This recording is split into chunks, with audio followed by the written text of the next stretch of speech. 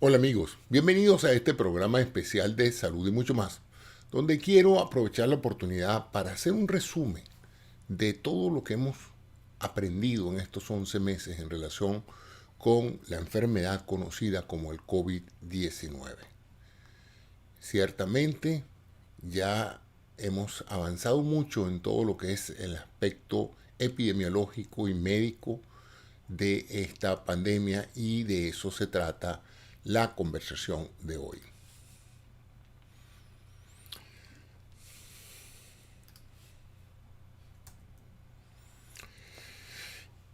¿Qué sabemos del origen del COVID-19?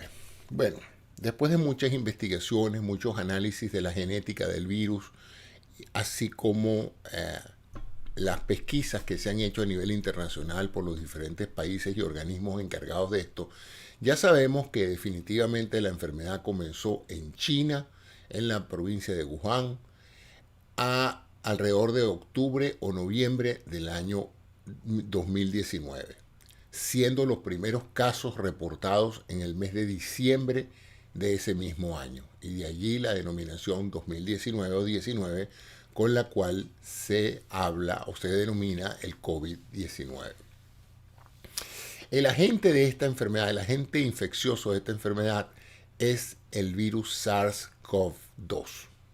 Es un beta coronavirus muy similar a dos virus anteriores que aparecieron en el año 2003 y 2009 y que tienen que ver con un virus de ARN o RNA como también se les conoce. SARS es el acrónimo de Síndrome Agudo Respiratorio Severo. Esto no es un cuadro únicamente producido por el COVID-19, es un síndrome en el sentido de que es un conjunto de signos y síntomas producidos por múltiples enfermedades. Toda aquella enfermedad infecciosa, sea viral o bacteriana o inflamatoria, que en un momento dado produzca una dificultad respiratoria severa, es lo que se conoce como un SARS. En este caso, la definición CoV viene por la abreviación de coronavirus.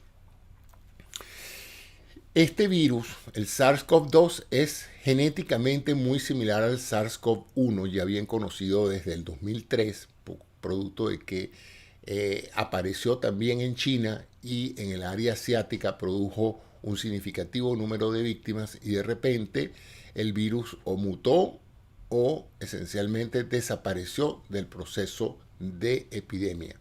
Y por lo tanto, pues se siguió cultivando, se siguió trabajando en investigaciones para producir una vacuna para este virus, pero en virtud de que el virus no resultó tan infeccioso, se bajaron las guardias en ese sentido, sobre todo los países occidentales. Los países orientales pues aprendieron de esta primera epidemia de SARS-CoV y de una u otra manera prepararon planes para la contingencia de que se produjera una nueva epidemia. Todos los virólogos que han examinado este virus en los últimos 11 meses han llegado a la conclusión de que definitivamente su origen es esencialmente natural. En otras palabras, no es un producto sintetizado, es un producto derivado esencialmente de una mutación del virus original. Este virus esencialmente es un código genético de RNA de ácido ribonucleico encapsulado en una esfera de polisacáridos, es decir, de azúcares que rodean este virus. Y sobre esta situación se establece lo que se llama una corona de proteínas que son las que permiten que el virus se pegue a la célula a la cual va a parasitar para poder entonces producir el efecto de replicación, que es lo que va a determinar la patología desarrollada por el virus. Entonces aquí tenemos entonces también la foto que ha circulado por todos los medios de comunicación y que revela pues la estructura del virus desde el punto de vista externo. Dentro de él está el código genético que determina la penetración a la célula y la infección que genera nuevos virus. Pero ¿qué es la enfermedad de COVID-19? Ya sabemos que la produce este virus.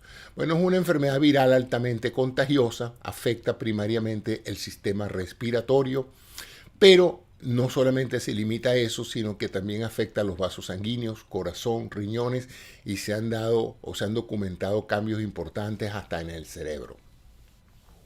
Su mortalidad, es decir, la capacidad de matar personas que tiene esta infección, está entre el 0,5 al 5%, dependiendo de la calidad del servicio médico que atienda a los pacientes.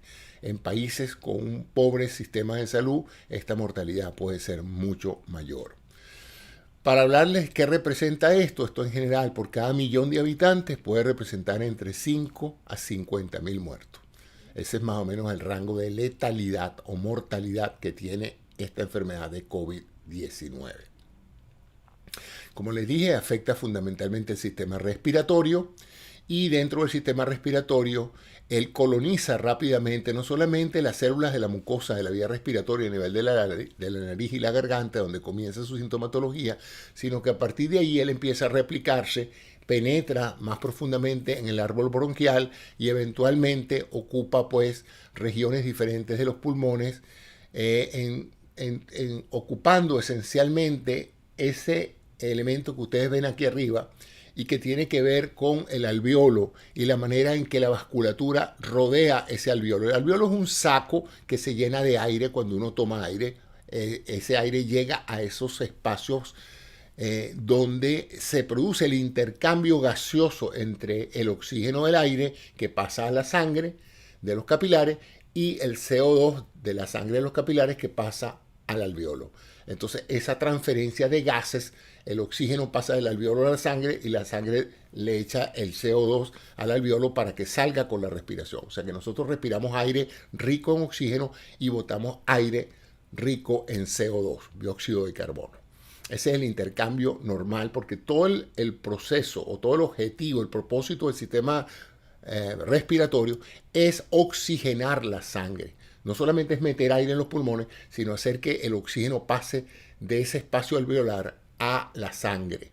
Y eso es precisamente donde ocurre el problema con el COVID-19, que esa inflamación que produce el virus, esa ocupación de las células del alveolo por parte del virus que destruye esas células porque el virus entra a la célula, empieza a replicarse y por supuesto la célula pierde su capacidad de conducirse normalmente y se produce un fenómeno inflamatorio. Y como ustedes saben, todo el proceso inflamatorio aumenta la cantidad de fluidos, de líquido en el espacio. Y en este caso, el espacio que hay entre el aire de los alveolos y los vasos sanguíneos se engrosa y se hace más difícil el paso de los gases, del oxígeno a la sangre. Y por eso entonces es que una de las características del COVID-19 es que baja la oxigenación de la sangre. Eso se llama hipoxemia, es decir, bajo oxígeno en sangre. Y eso es precisamente lo que produce en forma inicial una neumonía, una inflamación del pulmón, esencialmente por la inflamación de las células pulmonares del alveolo. ¿Cómo se contagia? Ya después de 11 meses tenemos una idea mucho más clara de cómo se produce este proceso y este es un proceso que se produce esencialmente de persona a persona. Claro que es posible contagiarse tocando superficies donde haya habido el virus, etc. Pero en todos esos casos la carga viral, la cantidad de virus que es capaz de infectarlo a uno es muy poca. De tal manera de que la gran mayoría de las personas que han sufrido esta enfermedad y que se ha hecho investigación de contacto se contagiaron esencialmente en una distancia cercana a una persona infectada y por inhalación o por ingesta del virus al tocar superficies frescas tapizadas de virus por parte de la persona que estaba en ese momento infectada. Entonces ya está claro de que la enfermedad se contagia de persona a persona, fundamentalmente, aunque como dije también, puede producirse cuando uno entra en contacto con secreciones de las personas infectadas vía mano, ojos, nariz y boca. También, por supuesto, la ingesta o la inhalación de partículas. Si usted está respirando muy cerca a una persona que está hablando duro, que está tosiendo, que está estornudando, obviamente esas partículas virales que salen de la boca o de la nariz de la persona que está frente a usted lo van a infectar a usted y ahí empieza un proceso importante que toma unos 2 a 7 días hasta que empiezan a aparecer los síntomas. Es decir, que en el momento que usted se contagia, usted probablemente no sienta nada ese mismo día, pero al segundo, tercero o cuarto día usted puede empezar a sentir los síntomas clásicos de los cuales hablaremos más adelante. El periodo de contagio, es decir, por cuánto tiempo, si usted queda infectado, está en capacidad de contagiar a otro. Bueno, como dije, a los 2 o 3 días ya usted tiene una carga viral tan grande que no solamente está infectándose usted, sino que toda persona con la cual usted entra en contacto, usted puede infectarlo también. ¿Por cuánto tiempo? Se estima esencialmente que es un periodo relativamente corto de 10 a 20 días. Por eso es que si usted guarda su cuarentena y se queda en su casa por 10 a 20 días, usted está en capacidad de evitar contaminar a otro. Una vez que pasa ese periodo, su carga viral, su cantidad de virus en la mucosa nasal y en la garganta baja notablemente y ya usted pues no es, digamos, activamente contagioso. ¿Cuáles son los síntomas tempranos del COVID-19? Podemos definirlos en síntomas leves y síntomas severos. Los síntomas leves son tan sencillos como que usted puede no sentir absolutamente nada. Es decir, pasa lo que se llama asintomático, sin síntomas. Pues. La otra cosa que puede es empezar a tener los síntomas clásicos de una enfermedad respiratoria alta llamamos nosotros de los bronquios hacia arriba, que incluye congestión nasal, carraspera en la garganta, fatiga, cansancio, un malestar general, puede tener tos. Y si seguimos entonces, empieza a producirse un proceso inflamatorio a nivel de la nariz que reduce o elimina el sentido del olfato y del gusto. Por lo tanto, usted va a comer y no huele nada a la comida, ni la comida le sabe a nada. Porque ese proceso inflamatorio altera la química sensorial de la nariz y del sentido del gusto. Más adelante pueden aparecer dolores musculares y de cabeza y eventualmente aparece la fiebre. Fiebre que puede ser moderada, pero también fiebre alta. Si todos esos síntomas se presentan en grado progresivamente más severo, es decir, usted empieza con la carraspera, pero luego empieza a tener dolores musculares, fiebre alta y dificultad respiratoria, significa que usted está siendo agresivamente atacado por ese virus, que el virus se está replicando muchísimo dentro de su cuerpo y que obviamente su carga viral aumenta en forma importante y sus tejidos pulmonares están viéndose involucrados en forma más importante. Ya ese es el momento de ir al hospital, de llamar a su médico. Mientras tanto, estos síntomas leves se pueden tratar con medicamentos regulares que se usan en la gripe o en el resfriado común. Si tiene fiebre, toma algún tipo de medicamentos como el ibuprofeno o el acetaminofén que ayudan a bajar un poco la fiebre y guardar reposo, hidratarse bien y mantener una buena nutrición durante ese proceso. En la mayoría de los casos es suficiente para pasar la enfermedad. Sin embargo, en ciertas personas, y no se sabe todavía exactamente cuál es la condición predisponente a que las personas se agraven, hay factores que contribuyen al agravamiento como son la edad, la obesidad, la diabetes, etc. Pero en general todavía no se sabe porque hay pacientes de gran edad que también pasan asintomáticos y hay pacientes jóvenes que sufren las formas más severas del cuadro. ¿Cuáles son las formas más severas del cuadro? Bueno, lo primero es que empieza una disnea, una dificultad ya respiratoria que le demuestra a usted que ya no puede respirar espontáneamente y necesita suplementación de oxígeno. Entonces se habla de una disnea con una neumonía viral, porque el agente es un virus, y tan agresivo que se dice que es refractario al tratamiento. Muchas neumonías se pueden tratar incluso ambulatoriamente, se le da antibiótico, usted pasa un día, 2 días mal, con fiebre y dificultad respiratoria, pero ya el tercer o cuarto día empieza a mejorar sustancialmente. Este no es el caso del COVID-19. Esta neumonía se empeora y aún con tratamiento convencional pues no mejora. También entonces tenemos que sobre esa infección viral pueden superponerse infecciones derivadas de bacterias que usted tiene en su boca y en su garganta y complicarse entonces con una infección mixta, tanto de virus como el COVID, como el SARS-CoV-2, como de bacterias, neumococos y otras bacterias que hay en el tracto respiratorio. No solamente se inflama el pulmón, sino que este virus en particular tiene una preferencia por el endotelio de los vasos, produciendo una inflamación de los mismos que llamamos una vasculitis. Y esta vasculitis inevitablemente se transforma en una activación de los factores de coagulación dentro de esos vasos y se produce entonces las llamadas trombosis. Una trombosis no es más que un coágulo metido dentro de un vaso y por supuesto esa formación sólida o semisólida dentro del vaso bloquea el vaso y puede producir infarto o puede producir una disminución de la circulación por la presencia de este trombo dentro de las venas o arterias a nivel pulmonar.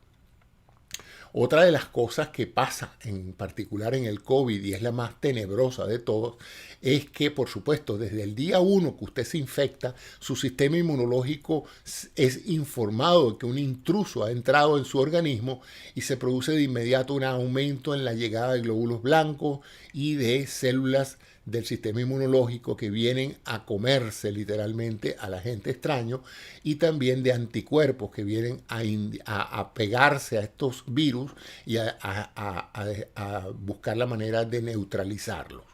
Pero esa respuesta inmune a veces es exagerada y no solamente agrede al virus, sino que también agrede al tejido pulmonar. Y en estos casos del COVID-19, esa respuesta inmunológica severa a veces empeora aún más la situación del paciente.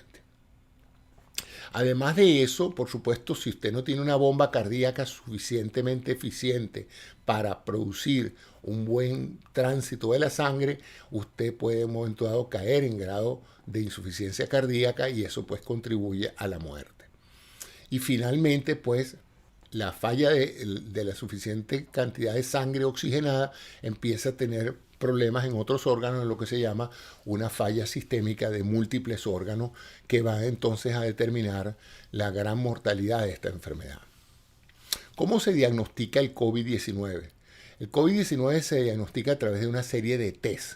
El más importante de todos es el llamado el PCR, que es donde se toma una muestra del moco nasal, se diluye en una solución de tránsito y luego se introduce en una máquina que va a hacer un proceso de replicación enzimática del virus. Es decir, los pocos virus que encuentren esa muestra de moco son replicados, son clonados para alcanzar un número suficiente para hacer el diagnóstico.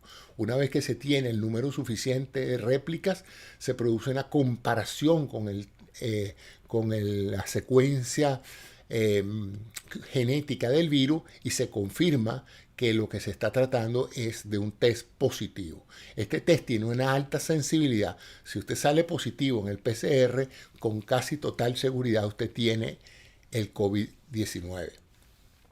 Está infectado por el virus. El número de falsos negativos, es decir, la posibilidad de que el test salga negativo, aún usted teniendo una carga viral detectable, es bastante poco frecuente.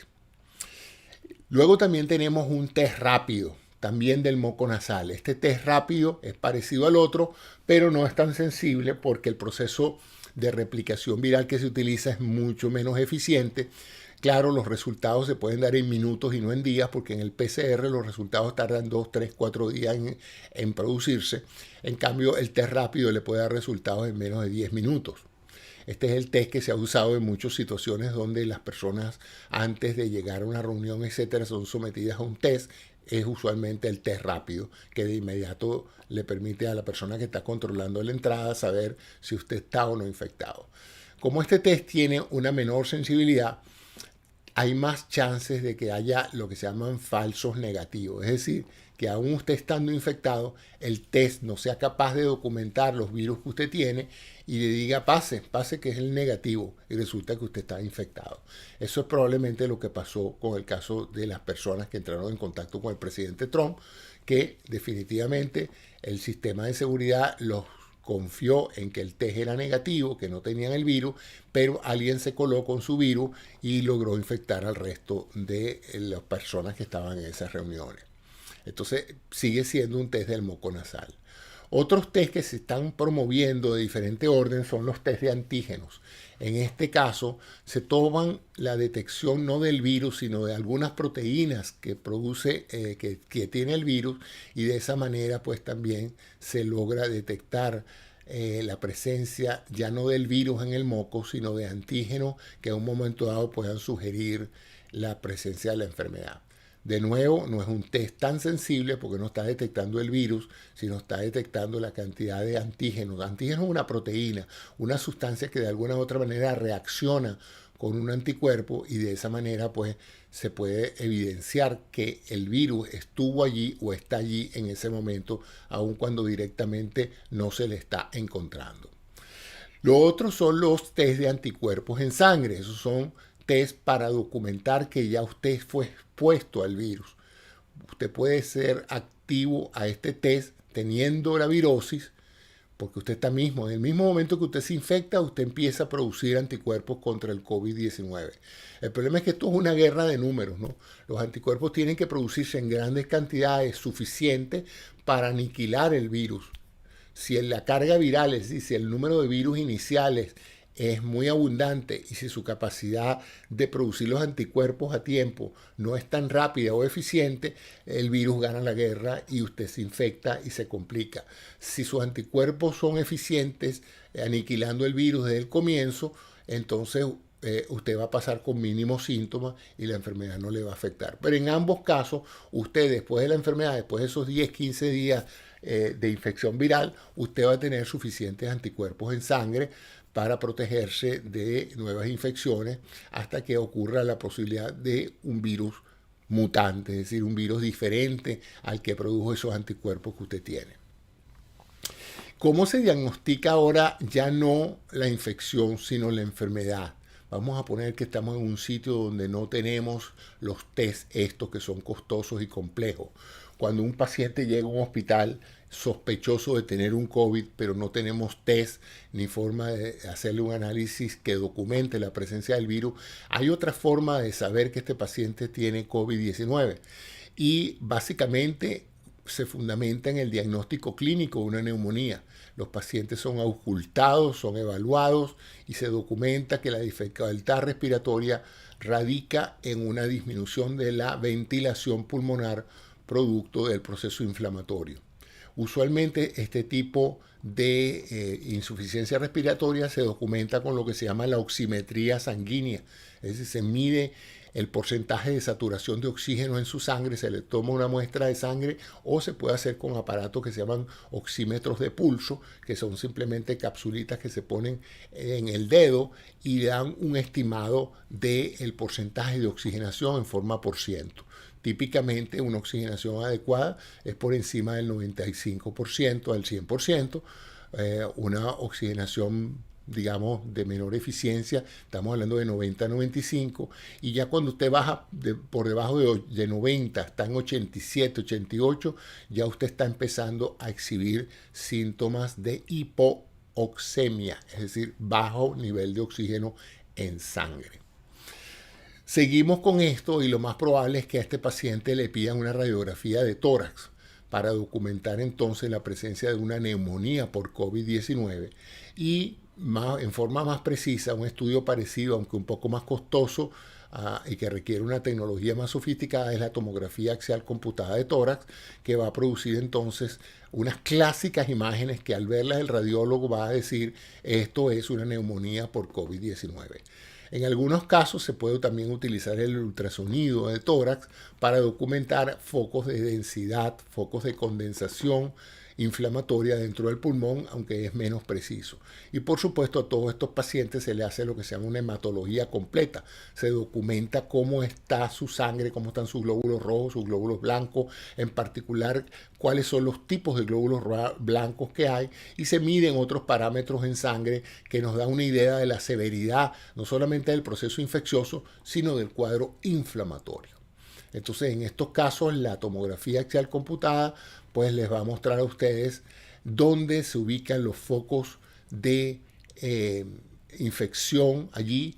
Van a poder ver entonces cómo se observan estas manchas densas aumentadas de intensidad en el pulmón que revelan pues la severidad del cuadro de neumonía.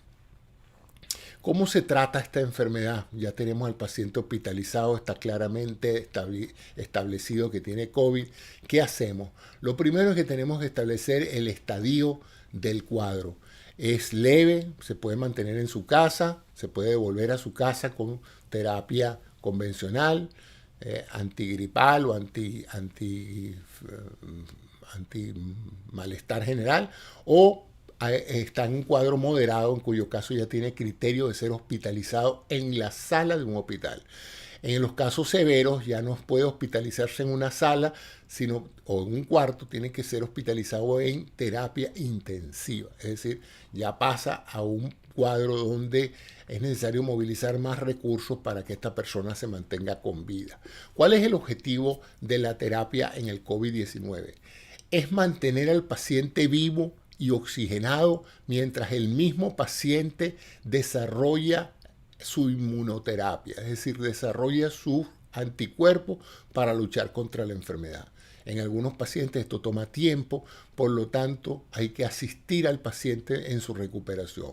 Pero es el sistema inmunológico del paciente el que va a determinar que él supere la enfermedad. Porque técnicamente hablando, todo lo que hacen los médicos es mantener el proceso bajo ciertos niveles que no permitan la muerte, ventilando al paciente con oxígeno, reduciendo su proceso inflamatorio y tratando infecciones adicionales que puedan ocurrir con antibióticos. Fuera de eso, mantener la hidratación, reposo y esperar que el mismo paciente pues salga de su enfermedad.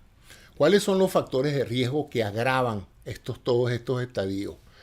En estos 11 meses hemos aprendido que la obesidad es uno de los factores determinantes. Aquellos pacientes que son severamente obesos, que ya entran de por sí al hospital con cierto grado de insuficiencia cardiorrespiratoria producido por su obesidad, son los que tienen el peor pronóstico. Aquellos que también tienen problemas cardiovasculares, aquellos que tienen diabetes descompensada con niveles de azúcares muy altos, que ya tienen una disminución importante de la función renal por una diabetes de largo plazo, que probablemente tienen un proceso de aterosclerosis importante. Esos pacientes pues desafortunadamente evolucionan tórpidamente y pierden a veces la vida. Y aquellos pacientes que ya de por sí venían con una enfermedad pulmonar de base. Curiosamente, el asma no pareciera ser tan severo como la gente cree, que los pacientes asmáticos pues, van a tener una mayor mortalidad que los pacientes que no son así. Usualmente estas enfermedades pulmonares crónicas, estamos hablando más de aquellos pacientes que tienen problemas de enfisema y dificultad respiratoria restrictiva de otro tipo. La otra es, ¿cuál es el tratamiento básico que se le da a todos aquellos pacientes que tienen ya casos moderados o severos? Ya está hospitalizado o en su cuarto en el hospital o en terapia intensiva. ¿Qué se les da? Bueno, lo primero es que se les crean vías sanguíneas para hidratarlos y mantener la suficiente cantidad de calorías para que ellos puedan defenderse contra el virus. Por supuesto que el oxigenoterapia, es decir, la inhalación asistida o no de oxígeno, es necesaria para mantener niveles satisfactorios de oxígeno en sangre. También se está usando o se ha usado antivirales del tipo Remdesivir, aunque la más reciente información que salió ayer en la mayoría de los medios de comunicación es un estudio de la Organización Mundial de la Salud que se realizó en múltiples países con casi 11.000 casos de COVID-19 tratados con Remdesivir y con hidrocloroquina y otras combinaciones, que no demostró que el Remdesivir realmente redujera la mortalidad en el caso del COVID-19. Entonces está también a partir de ayer cuestionado el valor de los antivirales. Los antivirales son unos medicamentos que una vez administrados bloquean el paso y la replicación del virus a las células, de tal manera que aunque no matan directamente al virus, al evitar que el virus pueda generar nuevas partículas virales dentro de la célula, eso es la manera en que actúan los antivirales. Quizás el más importante tratamiento que está salvando vidas fue el reconocimiento en los últimos meses por parte del personal que trabaja con estos casos severos del COVID-19 del uso de los esteroides. Los esteroides típicamente no se usan en los procesos infecciosos porque ellos tienden a reducir la eficacia del sistema inmunológico para combatir sea la bacteria o sea el virus. Pero en este caso del COVID-19 se presenta lo que mencioné anteriormente, un cuadro autoinmune tan severo que el proceso que está matando al paciente no es la infección, sino es la inflamación reactiva a la exagerada utilización de agentes inmunológicos como las famosas citoquinas, ¿verdad? Una verdadera tormenta, como la definen muchos, en las cuales el cuerpo no solamente ataca el virus, sino ataca los tejidos sanos y los inflama. Entonces, en ese caso, hay que parar ese proceso inflamatorio y por eso es que ha sido tan útil el uso de la dexametasona, un antiinflamatorio esteroideo de uso muy común desde hace muchos años. Como les dije, el virus también toca el endotelio de los vasos, produciendo pues una tendencia mayor hacia la coagulación. Por lo tanto, se usan anticoagulantes que van desde la simple aspirina a otros anticoagulantes parecidos más a la heparina. Es decir, anticoagulantes que realmente evitan la coagulación dentro de los vasos. También para evitar aquellos pacientes donde se sospecha que hay una infección bacteriana asociada, se puede usar antibióticos. Uno de los que más se ha usado en combinaciones es la acitromicina y esto es la terapia que se le está dando en general en todas partes del mundo a los pacientes. Más recientemente, con el caso del presidente Trump, el más importante de los pacientes que ha sido tratado con este nuevo recurso, son los anticuerpos monoclonales. Los anticuerpos monoclonales es agarrar un anticuerpo ya conocido que actúa contra el virus SARS-CoV-2 y clonarlo, sacar muchas copias de él, concentrarlo y administrárselo a un paciente. Es una forma de darle al paciente anticuerpos mientras él es capaz de desarrollar sus propios anticuerpos para luchar contra la enfermedad. En el caso del presidente Trump se dio un cóctel de esto, se dieron 2 o creo que 3 anticuerpos monoclonales combinados en lo que se llamó un cóctel multiclonal o policlonal. Y por supuesto, también aquellos pacientes que ya han sobrevivido a la enfermedad o que la pasaron en forma sintomática han donado su plasma, han donado sus anticuerpos para ser administrado a aquellos pacientes más severos y también pues se usa en la terapia en aquellos casos en los cuales pareciera que el paciente marcha en forma inefable hacia la muerte, se le da suero rico en anticuerpos a ver si de esa manera puede salvarle la vida. Los resultados de esto no han sido tan satisfactorios como parecía. Algunos pacientes se han beneficiado de esto, sobre todo si se administra en etapas. Al principio se administraba en casos muy severos. Ahora se está administrando en casos moderados porque lo que se trata de evitar es que el paciente pase al estado severo. Es decir, hay que en este caso actuar muy proactivamente y evitar que el paciente llegue a necesitar el respirador. Si el paciente se le deja evolucionar al punto de que la dificultad respiratoria es tan grave que el paciente necesita ser intubado para poder ventilar sus pulmones, ya es poco la eficacia del tratamiento. ¿Cuál es la evolución natural del COVID con medidas de contención? ¿Cómo ha evolucionado esta enfermedad en la población usando las medidas de contención que han sido las cuarentenas, la máscara, el distanciamiento social? Vamos a poner que tenemos 1 millón de habitantes. Vamos a usar ese criterio. Ese millón de habitantes, si entra en contacto con el COVID, con el SARS-CoV-2, con el virus, lo más probable, o ha sido así el comportamiento en muchos países, es que alrededor del 20% de esa población se infecta. Por supuesto que se puede infectar todo el millón, pero ahorita típicamente en la gran mayoría de los países se ha infectado alrededor del 20% de las poblaciones. De tal manera que tenemos 200.000 infectados y todavía tenemos 800.000 personas esperando por infectarse. Eso es con las medidas de cautela para reducir el contacto humano. De esos 20.000, de esos 200.000 que se van a infectar, 160.000 no van a tener síntomas, es decir, no se van a haber enterado de que se infectaron. Pero es importante esto porque ellos sí pueden infectar a otros. Pero 40.000 de estos 200.000 van a tener síntomas que van a variar desde los leves hasta los moderados o severos. De tal manera de que de esos 40.000, 8.000 van a terminar en el hospital. 32.000 se van a poder quedar en su casa pasando su COVID-19 en su casa, pero unos 8.000 van a ser necesariamente admitidos a los hospitales con diferentes grados de severidad. Y de esos 8.000, de 1 a 4.000 van a morir.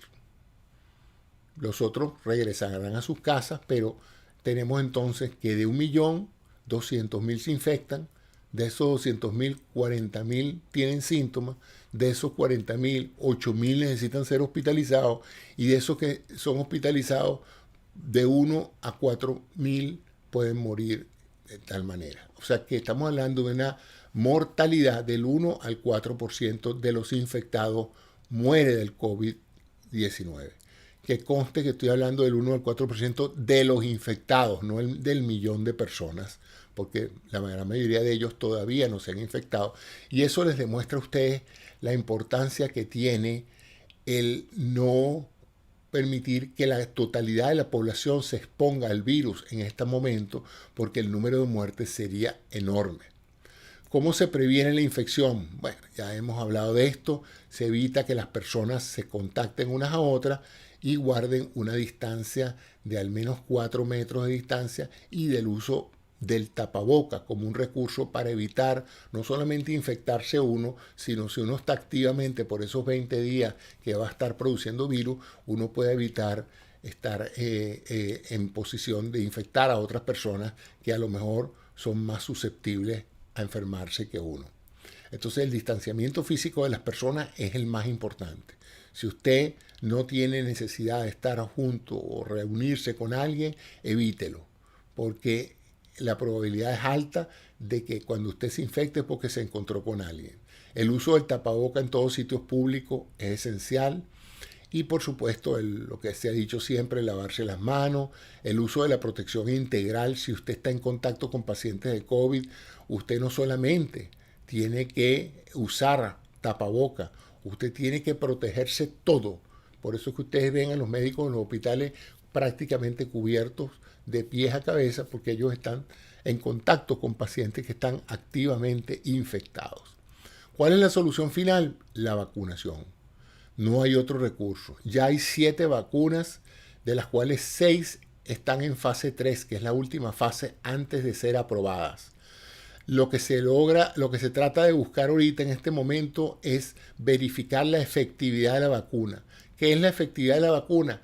Que la vacuna sea capaz de generar inmunidad, de protegerlo a usted para que la enfermedad no se la dé.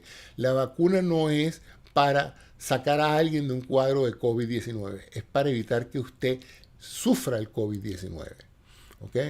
Y por supuesto, también un segundo elemento importantísimo de toda vacuna o de toda droga es su seguridad, que la vacuna a su vez no cree más problemas con lo que se llaman los efectos adversos a la vacuna. ¿Cuáles son las vacunas que están ahorita en el mercado o que van a estar pronto en el mercado, que ya están siendo miles de personas vacunadas con esta? Hay una empresa que se llama Moderna, que hace una vacuna de RNA mensajero, se administra por vía intramuscular, son 2 dosis y se está produciendo aquí en los Estados Unidos. Hay una segunda vacuna que se está produciendo en Alemania, de las empresas BioNTech de Pfizer, y también es de la misma tecnología de RNA mensajero. Otra vacuna que está siendo va teniendo bastante noticia, porque además de producir anticuerpos, esta vacuna produce células asesinas que matan el virus, es decir, no solamente produce inmunidad humoral por vía de anticuerpos, sino inmunidad celular por vía de células. Es la vacuna que se hace en Oxford, en Inglaterra, con la empresa AstraZeneca, y esa vacuna utiliza lo que se llama un vector viral. Un vector viral es que se agarra un virus inocuo pero altamente infeccioso, como son los adenovirus, se le quita el código original, se le mete un código parecido al del SARS-CoV-2 y se inyecta intramuscular en una dosis, y entonces se espera pues que esta vacuna utilice el virus del adenovirus como un vector, como un carrito que lleva el código genético al interior de las células y desata la respuesta inmunológica para proteger al paciente, para proteger a la persona y que no se vea afectado por el SARS-CoV-2 y padezca la enfermedad COVID-19. Otra de las vacunas es la que se están desarrollando en China con la tradicional tecnología de virus inactivo. Se agarra un virus de SARS-CoV-2, se le inactiva, se le desnaturaliza, se le hace poco virulento y entonces se administra en 2 dosis y los chinos están también desarrollando esto.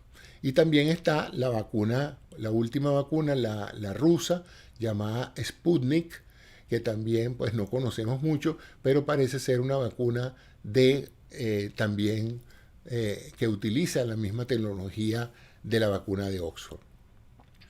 ¿Qué sabemos hoy, octubre 15, en cifras del COVID-19?